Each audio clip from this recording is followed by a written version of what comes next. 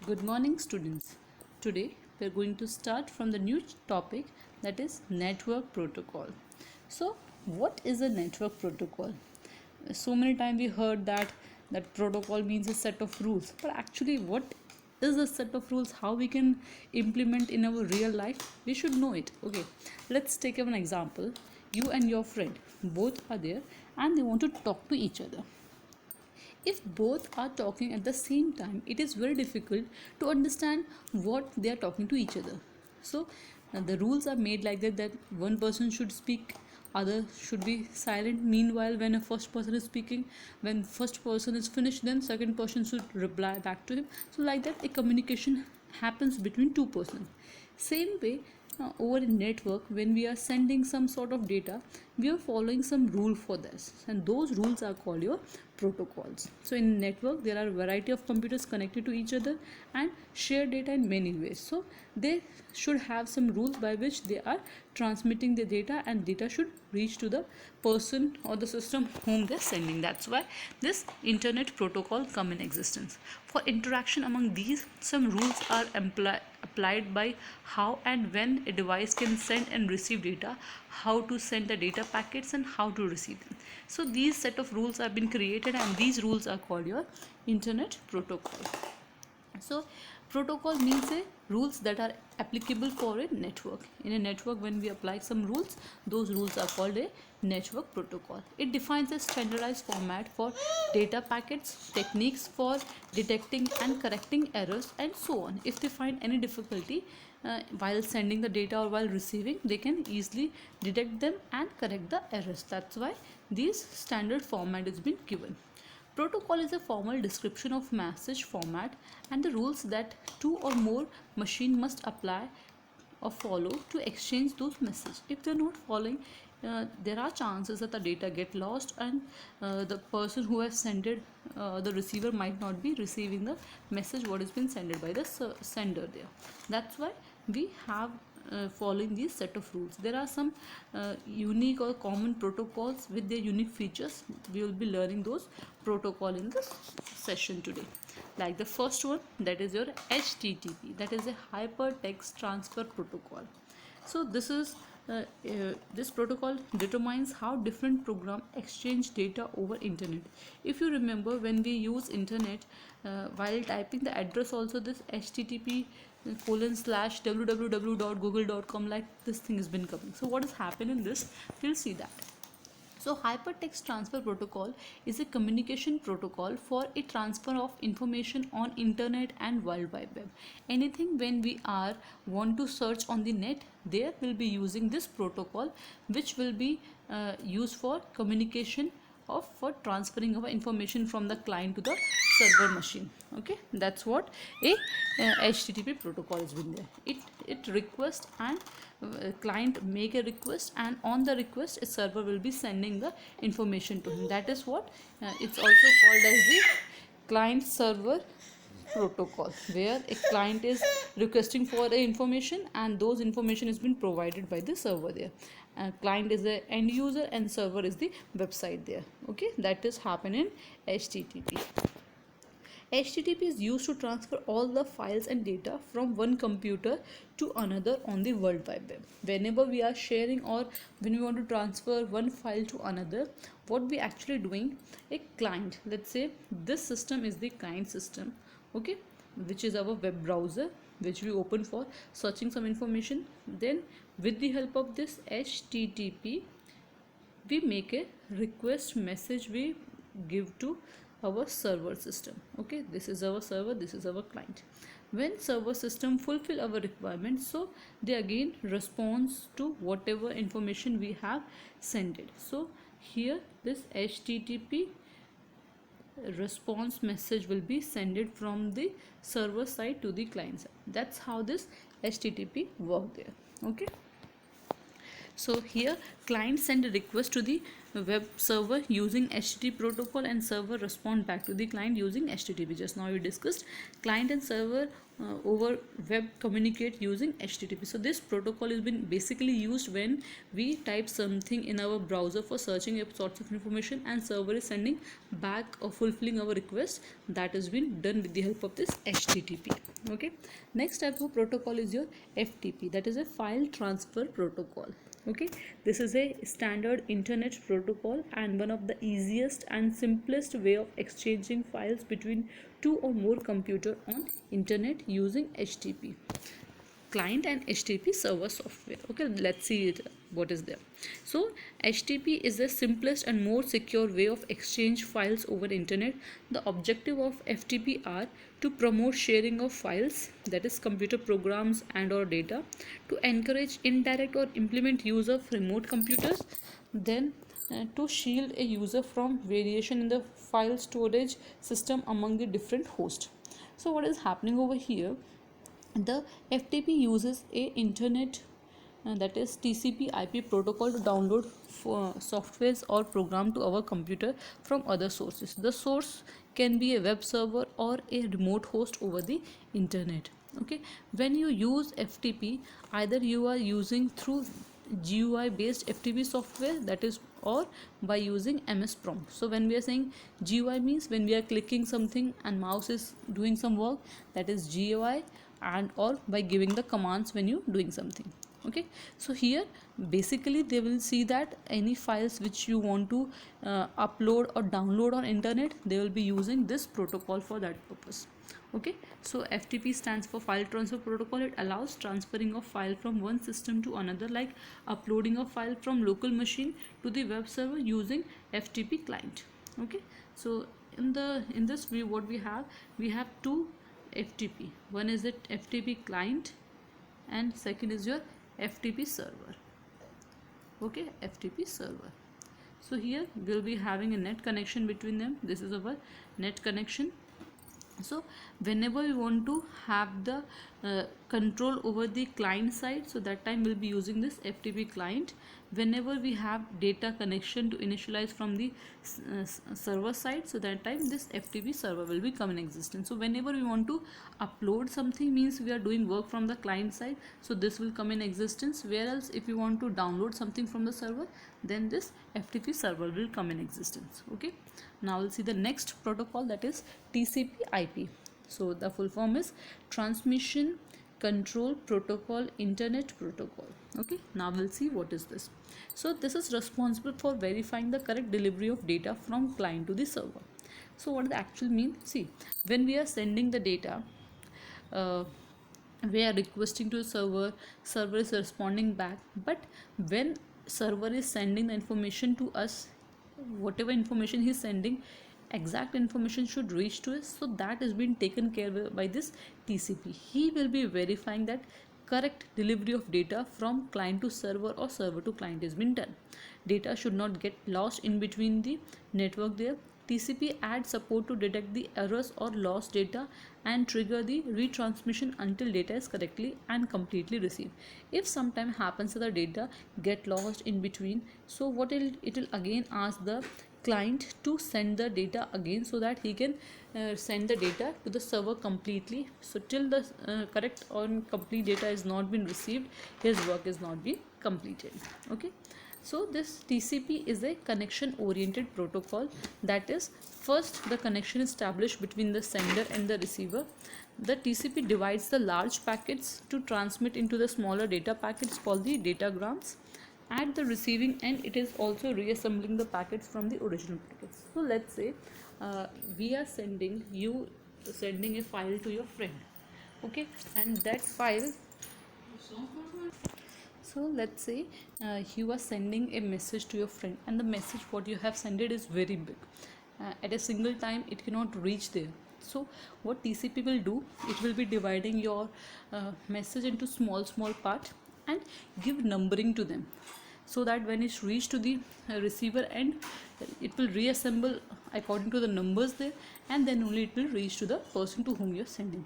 That's what this TCP will do there. Okay, Now we'll see IP. IP is responsible for moving packets of data from node to node. Node means computer to computer. Okay, like your address is there. Same way, each computer also have an IP address, and with the help of this IP checks that whoever have sent it to a receiver, that person only should receive the data. No other system should receive it. So that is the responsibility of IP. He moves the packet of data from node to node. IP forward each packet based on 4-byte destination address. So address will be given, that is IP number, and internet authorities assign range of numbers to different organizations. The organization assigns a group of their numbers to departments, and these IP operate on the gateway machine that move data from department to organization to region and then around the world. That's how the data is being seen. Let's say from Jaswantnagar to Etawah, Etawah to UP, UP to India. Like this, it will move on. The address will be provided so that the data can be transmitted. If you want to transmit send a data from Jaswantnagar to, let's say, somebody in America. Okay, so what is going to happen? First they'll take your IP address, then of Jaswantnagar, then of Etawah, then of UP, then of India, and then it reached to the America there. So like this, the message is being forwarded, and he sees that data are being moved from one system to another properly without any problem there. So this IP, that is Internet Protocol, is responsible for providing address of each computer and performing routing each packet in a sign with destination IP address. So he will be giving numberings and sees that the address for each machine is been given there. I hope you understood about the TCP IP. Now move on to the next one, that is SMTP, that is Simple Mail Transfer Protocol. This is a set of communication guidelines that allows a software to transmit and electronic mails over the internet. So by using this, we can easily transfer the mails from sender to receiver. So this protocol is basically used for sending emails between two or more servers. This protocol has a limited ability to queue the message at the receiver's end. However, when we need some other protocol for email retrievers, it is generally used for send message from mail client to the mail server there. So there will be using two methods, that is POP and IMAP are the email retrieval protocols.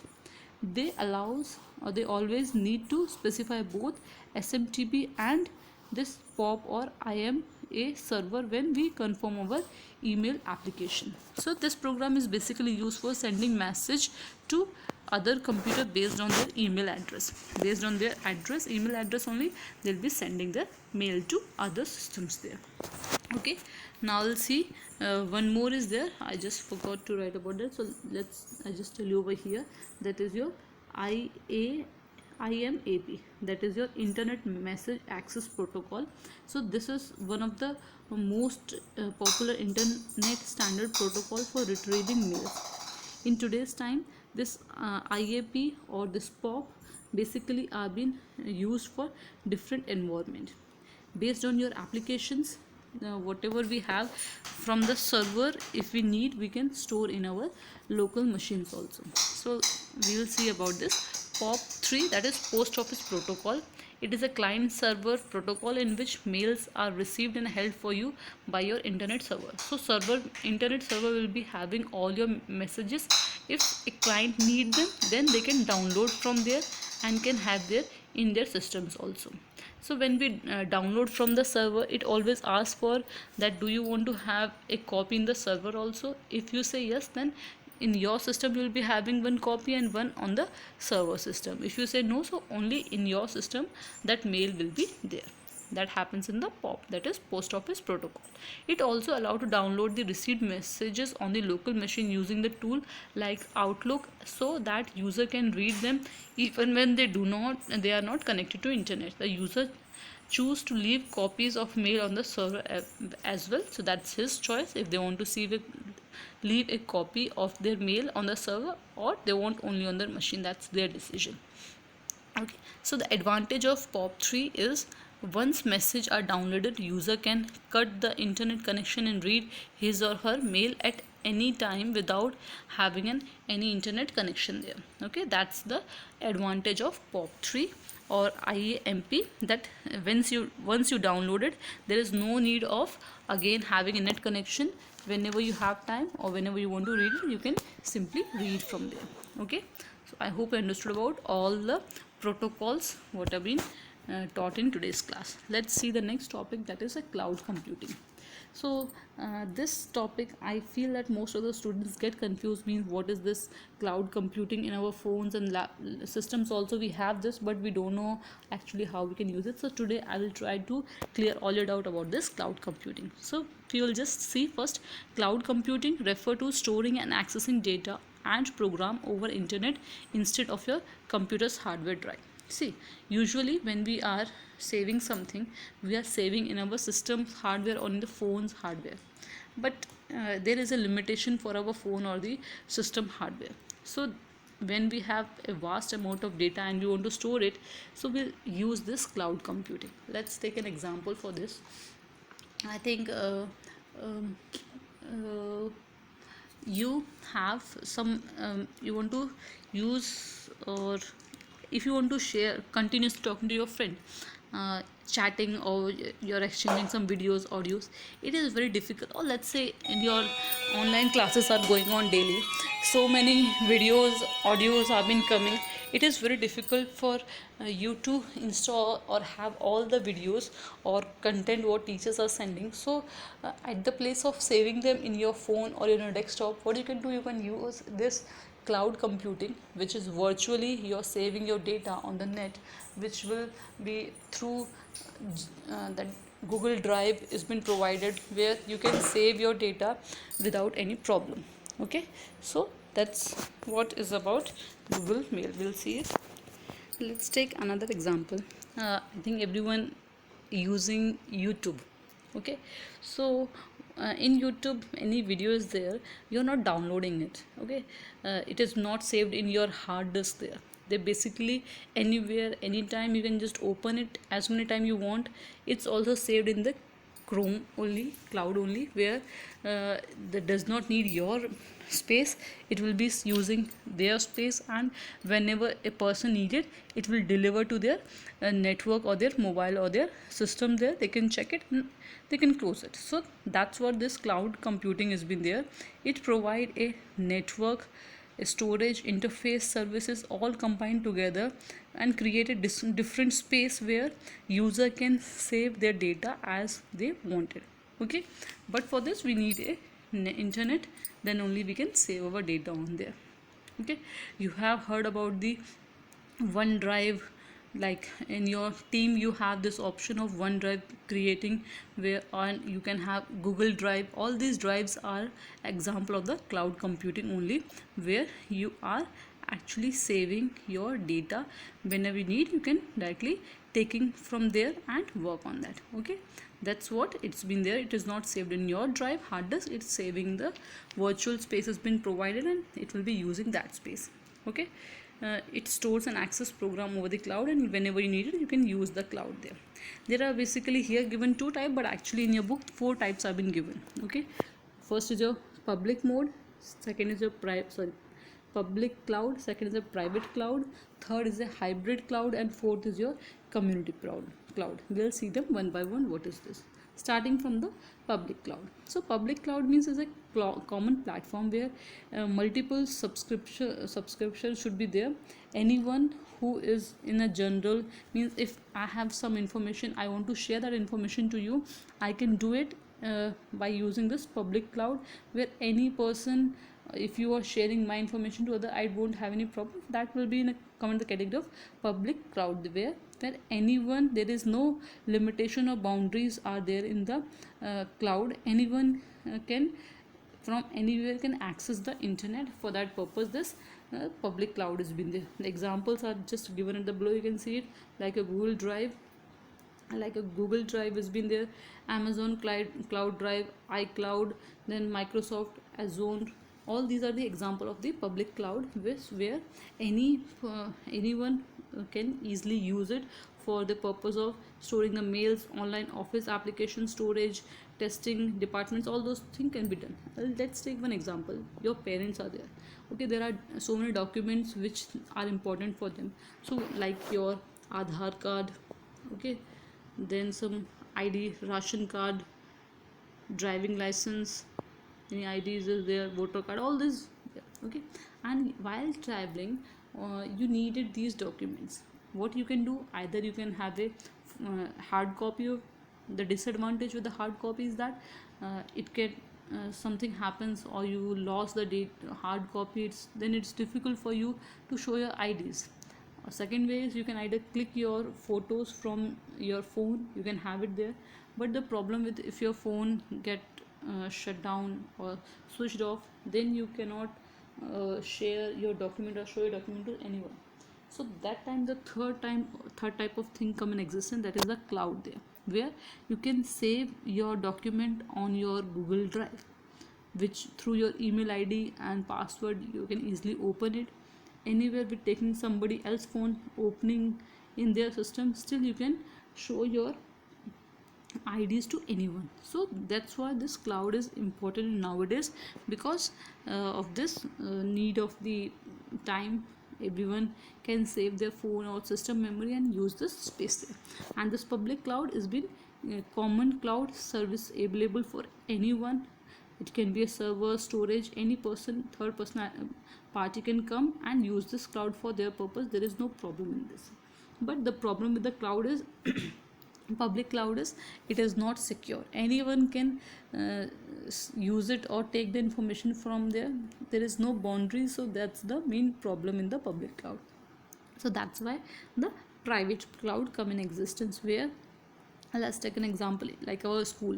If in our school they want to share some document only to the teachers, if they are sharing with this Google Drive and all those drive, there are chances that the document can get leaked.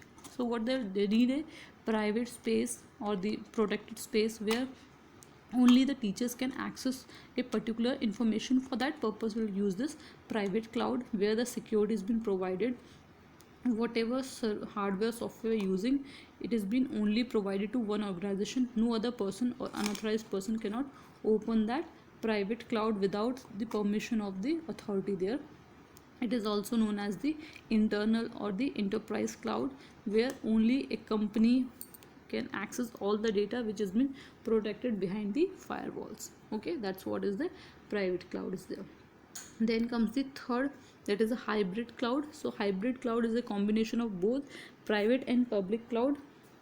In this they provide the benefits of both, means we can control the environment in the private cloud and we can easily spread or share the data in the public mode also. That happens in the hybrid cloud. And last is your community cloud. In the community cloud, it has been provided for the use of group of customers from a different organizations. Let's take any policies or any car agency or anything. So based on a community they are providing services. So based, it has been owned, managed and operate by one or more organization in a community or the third party. They sees that whatever data is there, it should be secured and is being used only by those set of persons there. So with that we have finished today's class. I hope you understood all the topics. Yeah, before that we have some advantages and disadvantages of the cloud computing also. Like in the advantages we have cost saving. I think you understood how we can save the cost. We are not actually need another hardware device or hard disk for storing our data. We can easily save it in the cloud. It does not require any other sorts of information there or hard disk there for saving our data. That's why it's cost saving. Reliability means anywhere the data can be easily managed. If something happens, we can easily recover it through our Gmail ID and password. We can recover the data and all the information what is being saved in the drive can be used by us. Unlimited free storage, this Google Drive providing 14 GB of free data for every user. If they want, they can use it. If you're paying, that is the free, for the free 14 GB has been given to each user. If you're paying for the drive, then unlimited storage has been provided. That's what it's there. Accessibility, you can easily access the cloud-based services and the application through internet. using your desktops, laptop, your mobile phone, anything. So from anywhere you can use your drive. They are not restricting that you can only use from your laptops or from mobiles. You have your email ID, password. With that you can access from anywhere. Okay, that's what are the advantage of the cloud computing. Then comes some disadvantages also. Like the first one is your technical issues. Technical issues means accessibility. There are chances that if you have technical problems are coming, then your entire business can be temporarily been suspended, because everything has been stored on the cloud. So it is difficult to take the information from there if some technical issue comes.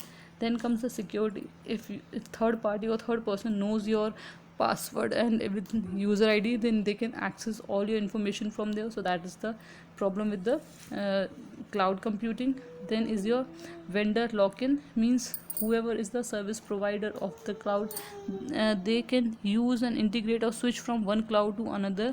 It is not so simple. If you're using one type of cloud, then you have to use that only. Means if I'm using, let's say, Google Drive, if I want to switch from Google Drive to Drive 1, it is very difficult to switch it from one cloud to another, because only one Gmail ID if you're using for both, it is difficult to switching from there. Limited control means because you're not owning the infrastructure of the cloud, you cannot manage and monitor. It will be monitored by the service provider, not by the customers. There customer have a very limited control over the data, whereas the service provider will be having more access about on your data there. That is the disadvantage of the cloud computing. Okay, so with that we have covered up to the cloud computing. Only social networking and animation is remaining, that will cover in the next class. So for today only this much is there. I hope you understood all the topics. So with that, let's close the class. Thank you.